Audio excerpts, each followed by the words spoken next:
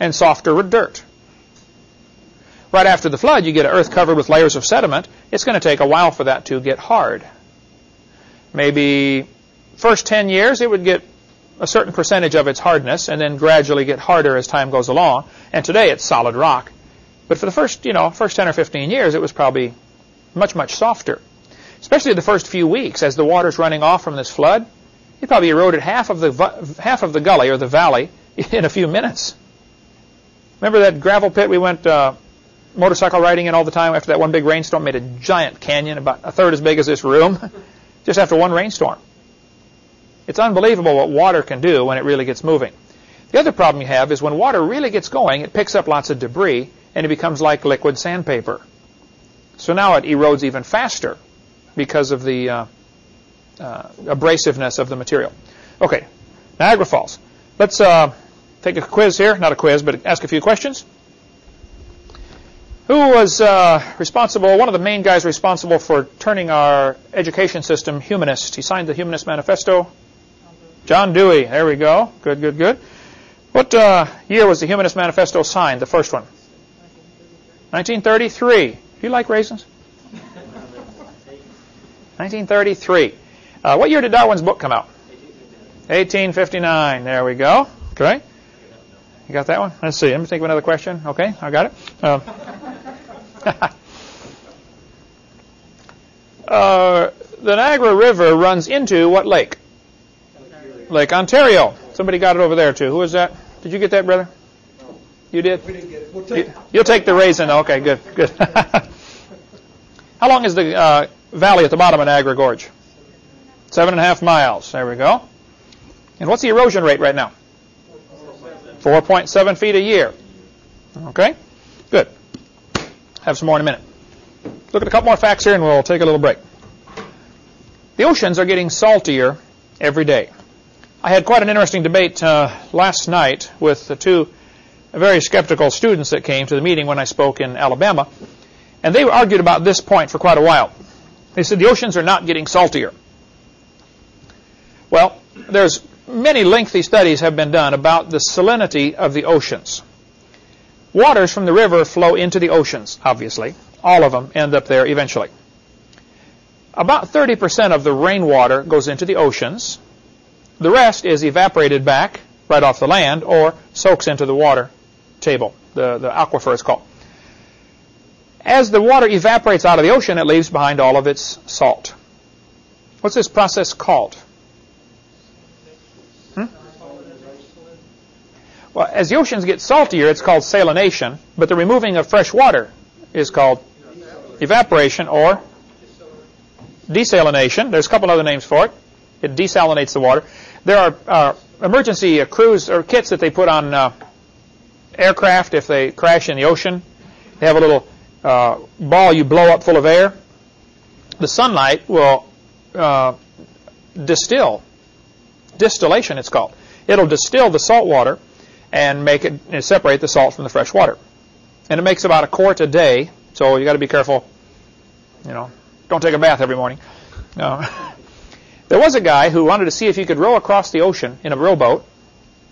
Right away, you got to wonder about the guy. Okay, but he decided he could train his body to drink salt water.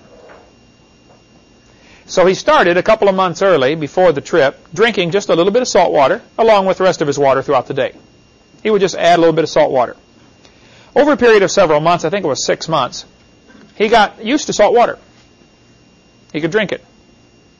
What happens typically when people get out in the ocean and they're dying of thirst, they will wait until they're just about to die, and then they stick their head overboard and start drinking salt water, which makes them get sick and vomit, so they lose more fluids, and they end up dying of dehydration in the middle of water. The Navy had an expression, water, water everywhere, not a drop to drink. Right.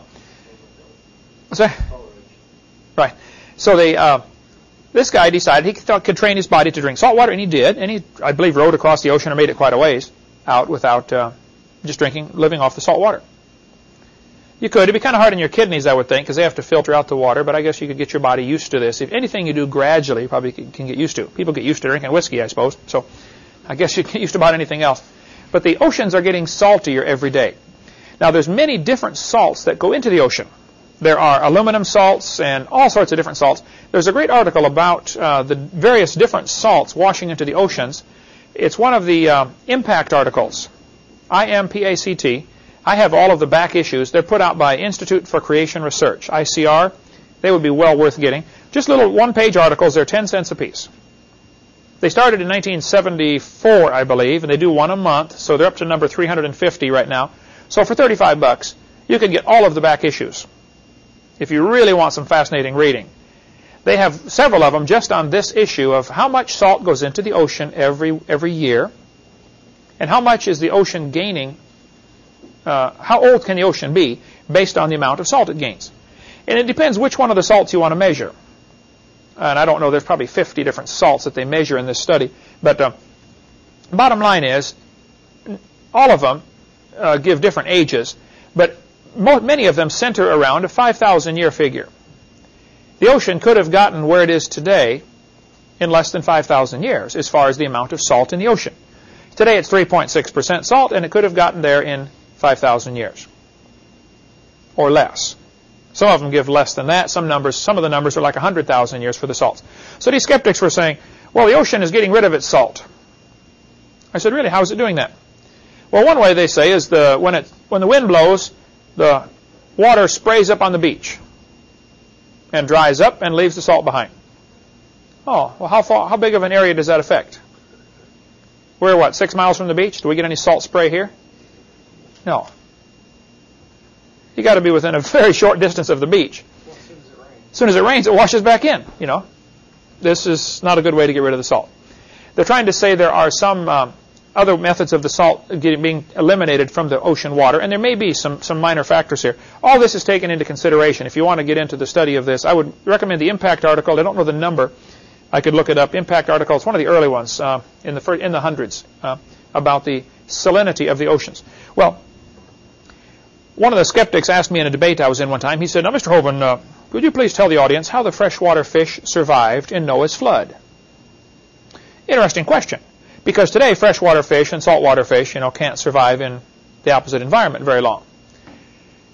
I said, well, sir, and Eric, you'll find this as you speak, most of the skeptics, their question is based on a faulty assumption. And all you got to do is look at the question they're asking you and find out where your problem is. Like the guy said, we've got 135,000 layers of ice that are annual rings. How did this happen in 4,400 years? Well, his question contains a faulty assumption. They're not annual rings. So this guy said, how did the freshwater fish survive in the flood? I said, well, sir, you're assuming the flood was salt water.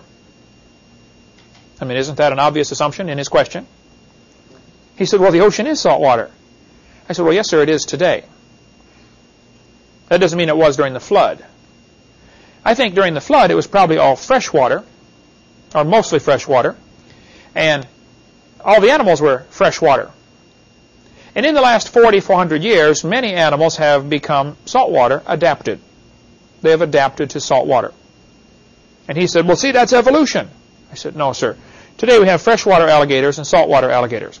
And they probably had a common ancestor, an alligator. He said, well, see, that's evolution. I said, man, come on, think about it. Going from a freshwater alligator to a saltwater alligator is a very minor change compared to what you think happened. You think they changed from a rock to an alligator, which, of course, would be a very big change. There was a fellow in Minnesota, and I wish I'd written down the details, but anybody could try this experiment, I suppose. He came to me after a seminar one time, and he said, Mr. Hovind, I raise fish. I love fish. I have an aquarium. I have 2 aquariums, actually.